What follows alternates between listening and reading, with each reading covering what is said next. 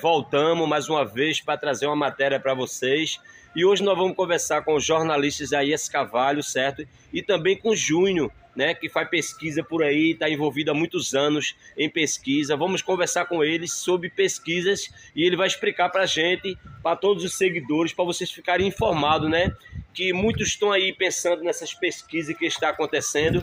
Então o jornalista Isaías e Júnior vai deixar você informado como são feitas essas pesquisas, o que pode, o que não pode, o que eles fazem, certo? Hoje, 20/9/2022, a matéria está muito boa. Vai no YouTube, você que não é inscrito em nosso canal, inscreva-se, Júnior Mostra, nesse nomezinho vermelho aí, ó, deixa o like e vamos deixar de conversa. 20/9/2022, estamos aqui com o jornalista Isaías Carvalho. Isaías, tinha pessoa que já estava com saudade já, viu? Inclusive de Sumoto perguntando, várias pessoas, cadê o jornalista Isaías? Mas eu vejo que você estava muito ocupado esses dias. Jornalista, vamos falar um pouco sobre essas pesquisas aí, né? Você fez alguma pesquisa? Fica à vontade. Fizemos pesquisa em Moreno e Jabotão, né? Eu estou rouco, né? É muito puxado esses dias. Não é só isso não, é porque eu adoeci mesmo. Eu tive uma virose muito braba. Tive que me submeter ao exame de Covid no hospital onde eu faço hemodiálise, né? Mas deu negativo, mas é uma virose. Estou quase sem voz, mas eu vou atender você na sua pergunta sobre pesquisa, não é isso?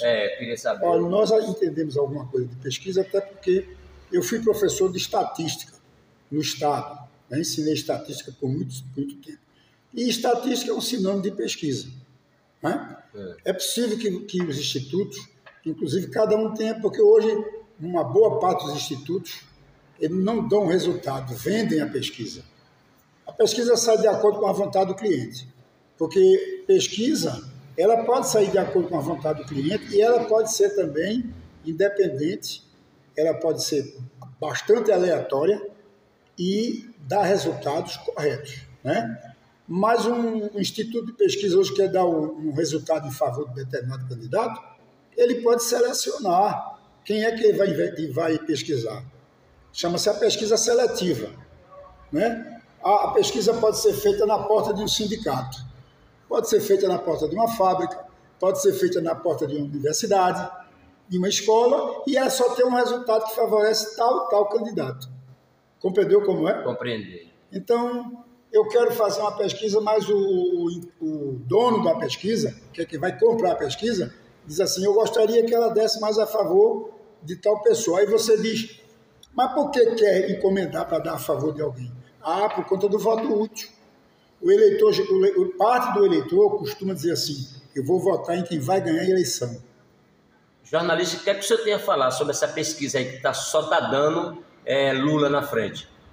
Olha, tem institutos sérios, mas também tem instituto que vende o resultado, como eu disse agora, né? Eu não acredito nessas pesquisas que estão sendo dadas agora.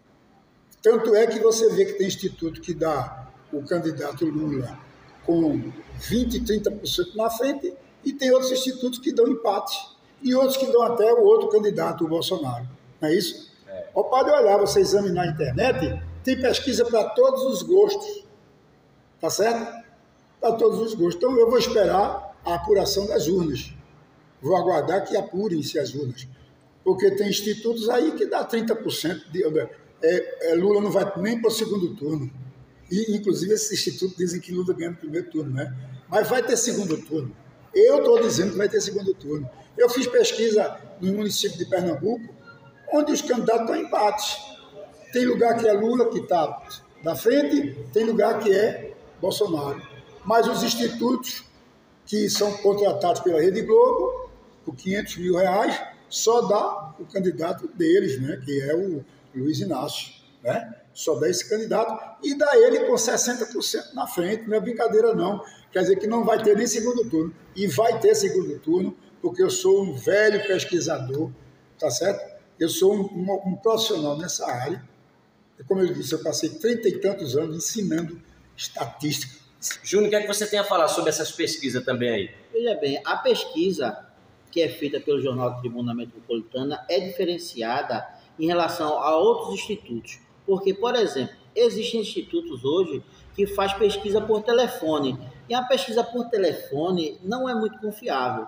É diferente de você abordar uma pessoa na rua, é de você abordar uma pessoa que esteja numa praça, em um bairro. É uma amostragem completamente diferente. Essa sim tem como você saber realmente o que o povo pensa. Isaías falando um pouco a respeito das pesquisas que foram feitas, ele disse que Lula tem 60%, 55%. A gente desconfia um pouco disso, porque se você for falar grosso modo, quer dizer que de 10 pessoas, 5 vão votar nele. E isso a gente sabe que não acontece, porque existe também os votos brancos, nulos e os indecisos, que somam hoje mais ou menos entre 10, 15 a 20%, dependendo de onde a pesquisa está sendo feita. E isso não traz uma realidade, porque se você for colocar grosso modo, aí sobram, vamos dar um exemplo, 8 pessoas de 10, e a metade ou mais da metade votam em Lula. Isso está improvável, por conta da quantidade de candidatos, por conta do presidente Bolsonaro também está fazendo eleição, e a gente sabe que isso daí é improvável estatisticamente falando. Aí você tem que ter cuidado para não se deixar levar, porque feito as pessoas dizem, né, e feito muitos falam a respeito do voto útil. O voto útil, ele é computado, feito ele falou também, pelas pessoas que só vão votar nos candidatos que estão na frente, certo? Esse voto útil é pouco, mas ainda existe, porque as pessoas estão mais esclarecidas por conta da internet, por conta de vocês que fazem esse trabalho na mídia, mas ainda existe. Pouco, mas ainda existe. Tanto é que na eleição passada diziam que o presidente, o atual presidente, perdia para todos no segundo turno. E quando as eleições passaram, as urnas foram abertas, foi uma coisa completamente diferente. Portanto, você que já tem o seu voto, você já sabe quem vai votar, não fique com medo disso, porque as pesquisas, às vezes, ludibriam muito as pessoas. Jornalistas aí, vamos curtir, né? Vamos comentar. Tá muito bom aqui a gente conversando sobre essas pesquisas. E eu quero lhe perguntar também, quais são os países, a cidade mais grande que se elege um presidente e se essas pesquisas são feitas em todas as cidades? Fica à vontade. Olha, nós temos os estados, né? Então, os estados com o maior colégio eleitoral no Brasil, ou seja, que tem um eleitorado superior aos demais estados, é São Paulo, Minas e Rio de Janeiro. Eu não sabia. Certo? Esses são os 3 estados com o maior número de eleitores. Por exemplo, nós temos 9 estados do Nordeste, né? São 9 estados do Nordeste. Pois bem, você soma o eleitorado do Nordeste que não dá o de São Paulo. Então, São Paulo... Os 3 não dá o de São Paulo?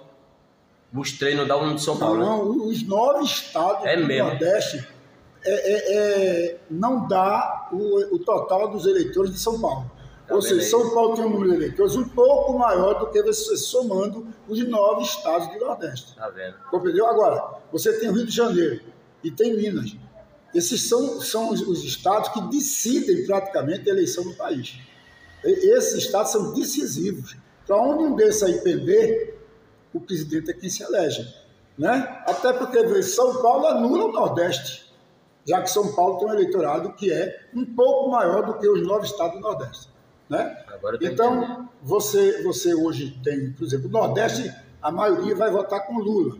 Eu não sei se dentro daqueles 60%, que eu acho uma graça isso, né?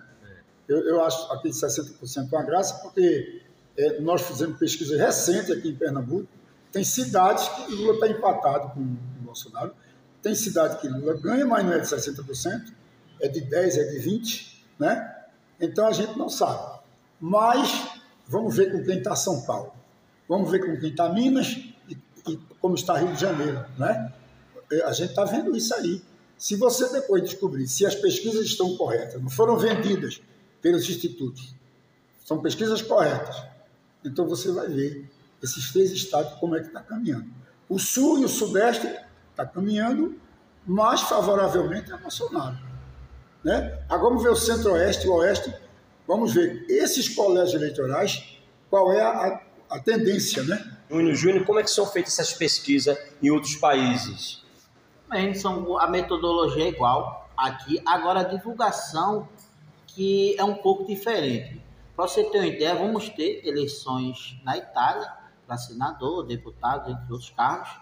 E na Itália, por exemplo, não se pode fazer uma divulgação de pesquisas 3 meses antes da eleição, justamente por conta disso, para não induzir o eleitorado a votar em quem estiver na frente, a não induzir o voto. Portanto, na Itália, estou dando um exemplo da Itália, não se pode fazer uma divulgação de pesquisas, né, faltando 3 meses para a eleição, para não divulgar, para não induzir as pessoas a votarem nos candidatos que estão na frente.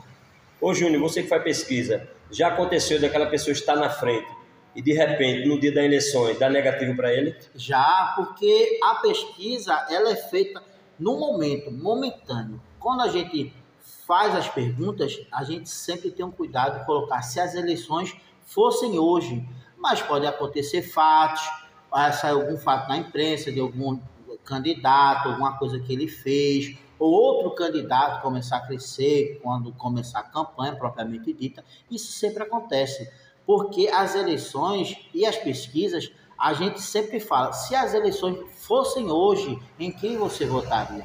Quer dizer, a eleição não é hoje, a eleição daqui a uma semana, a 2 semanas, a 1 mês, a 2 meses, e muita coisa pode mudar durante esse determinado período. Portanto, pode acontecer. Agora, o que não pode acontecer é o candidato, por exemplo, ter 60% de intenção de voto na pesquisa e quando chegar às urnas, dá uma discrepância muito grande, ele ter apenas 10% ou 5%. Isso faz com que a pesquisa esteja errada. Por isso que existe uma margem de erro de 5 pontos percentuais para mais ou para menos. Essa margem de erro que se pode trabalhar numa pesquisa. E não uma margem de erro de 30 pontos percentuais, 40. Qualitativa, né? Qualitativa. É porque a pesquisa, ela leva em conta uma série de fatores e características próprias da informação. Então, às vezes, o candidato quer saber, em determinados níveis da pirâmide social, da base da pirâmide até o ápice da pirâmide, ele quer saber que tipo de eleitor está votando nele. Se aquele eleitor que vai votar nele tem 1º grau, tem 2º grau, tem universidade, compreendeu? Se ganha 2 salários mínimos, se ganha 10 salários mínimos, ok? Então, se são analfabetos, se são semi-analfabetos, se é homem, se é mulher, compreendeu como é? Compreendi. Então, o candidato quer saber se ele está bem entre as mulheres. Aí nós vamos fazer um questionário que vai ser direcionado também às mulheres para saber qual é o nível de aceitação daquele candidato junto às mulheres. Outra coisa, sobre a idade também, né? A faixa etária, que a gente chama de faixa etária, que é a idade. Então, quem é que está votando nele? Por exemplo, de 16 a 25 anos. Será que ele tem voto nessa faixa etária? Ou a gente só tem voto com os velhos, com os idosos? Então, essa é a pesquisa chamada qualitativa. Compreendeu? É aquela que leva em conta aquela situação social em que se encontra o ser humano, a pessoa. Então, quando vai entrevistar, pergunta: qual é o seu nível de instrução? Você tem o 1º grau, tem o 2º grau? Você tem faculdade? Aí coloca lá o xizinho no lugar ao lado, que é para saber quem respondeu aquela questão, respondeu aquelas perguntas, qual é o nível dela de conhecimento. E aquilo no final vai dizer: tantos por cento do eleitorado feminino vota em tal candidato, tantos por cento vota masculino, vota em tal candidato A, candidato B, e vai assim, compreendeu? Vai sendo, como você chama, né, diferenciada a pesquisa. Diferenciada. Porque o dono da pesquisa, quem comprou a pesquisa, vai saber que ele, no meio estudantil, ele está muito bom, né? Ou não está bem. O estudante secundário não está votando nele. Então ele precisa fazer um discurso, inclusive, ter um discurso voltado para essa categoria, uma propaganda voltada para essa categoria, tá certo? Para essa esfera de pessoas, né? Então ele precisa falar para esse público, para despertar neles também a vontade de votar com ele, dar o voto a esse candidato, entendeu? Então, pesquisa qualitativa é examinado toda a pirâmide, da sua base até o seu ápice. Tem as camadas sociais, né? Quem é analfabeto, quem é semi-analfabeto, quem é analfabeto ou quem é alfabetizado funcionalmente, analfabeto funcional, Quem tem primeiro grau, quem tem segundo, quem tem faculdade, aí essa pesquisa é mais cara, né? Também é muito mais cara. Requer muito mais esforço, muito mais empenho e mais tempo para ser realizado. Aqui mesmo, jornalista Moreno, já aconteceu de você fazer uma pesquisa assim e dizer para o candidato, não vá não que vai dar errado. E aconteceu? Já aconteceu. Já aconteceu aqui, aconteceu em Paudalho, aconteceu em Paulista. Nós fomos contratados para dizer a situação daquele político que ele achava que estava muito bom. Em Vitória de Santo Antão também fizemos para pessoas que desejavam a prefeitura, né, tinha vocação, mas quando a gente fez a pesquisa e repetiu essa pesquisa durante, digamos, 90 dias fazendo pesquisa, aquela pessoa não decolava, aquele avião não saía da pista. Taxiava, mas não pegava voo. E a gente teve que dizer, ó, está aqui o resultado, o relatório é esse. Se confiar, não entre, porque não dá para você. A pesquisa pode dizer ao candidato se ele vai ou não, pelo menos decolar, né? Então já aconteceu aqui em Moreno, Vitória, Paudalho, Paulista, nós fizemos no Cabo, Santo Agostinho, nós fomos contratados para determinadas pessoas que tinham um projeto político para a cidade, para ser prefeito, mas primeiro queria consultar o público. E na consulta que a gente fez, aquele candidato não passava de 3% de intenção de voto. Não tinha, inclusive, penetração nos mais velhos, não tinha penetração nos analfabetos, por exemplo. Está compreendendo? Compreendendo. Então a pessoa desistiu, né? Você acredita nessa pesquisa da Rede Globo? Já bem, o ruim dessas pesquisas é porque quando um instituto de pesquisa erra muito, ele começa a ficar desacreditado, né? Acontecer em 2018, alguns institutos desses, feito eu falei anteriormente, erraram bastante. E uma margem de erro muito alta, porque na pesquisa ela tem uma margem de erro de 5 pontos percentuais para mais ou para menos. Agora, quando você começa a errar bastante, aí fica desacreditada. É o caso de alguns institutos, né, que começaram a fazer e deram assim candidatos disparados e outros candidatos lá embaixo, e quando a urna foi aberta, os candidatos que estavam lá embaixo não estavam tão lá embaixo, a diferença foi pouca, e os candidatos que estavam lá em cima, às vezes alguns sequer ganharam. Isso descredibiliza, né, o trabalho do Instituto de Pesquisa e faz com que as pessoas não passem a acreditar tanto nas pesquisas como deveriam acreditar. Agora, quando o trabalho é feito sério, correto, uma metodologia estudada, uma amostragem bem feita, dificilmente erra, principalmente quando está bem próximo da eleição, que é a época que as pessoas já têm decidido o voto, as pessoas já têm um lado, né, para votar. Essas pesquisas mais próximas da eleição é que tem o assertivo maior, né, e faz com que dê credibilidade ao Instituto. Agora, foi dito, né, quando o Instituto é contratado para dar resultado e não pesquisas, aí fica bastante difícil. Obrigado, Júnior, mais uma vez. Para a gente encerrar, já aconteceu algumas vezes, eu não sei se eu já perguntei também a Júnior, que já teve assim, a Rede Globo, não, esse daqui vai ser o candidato eleito, e já errou. Você lembra de alguma? 2018. E foi? Bolsonaro e Haddad, Fernando Haddad, 2018. Ah, foi? Vai fazer 4 anos que a Globo deu todas as pesquisas, sempre anunciando a vitória do Haddad, e que o Bolsonaro perdia no segundo turno para qualquer um candidato. E nisso aí foi que a gente, que enxerga além, né, enxerga um palmo além do nariz, todos nós, você, o povo mesmo, notou que a Globo estava blefando, né? Aquilo era um blefe da emissora. Tá vendo? Porque o presidente perder no segundo turno para todos os candidatos, era um absurdo aquilo. E ganhou no primeiro. Ele perdia para todo mundo no segundo turno.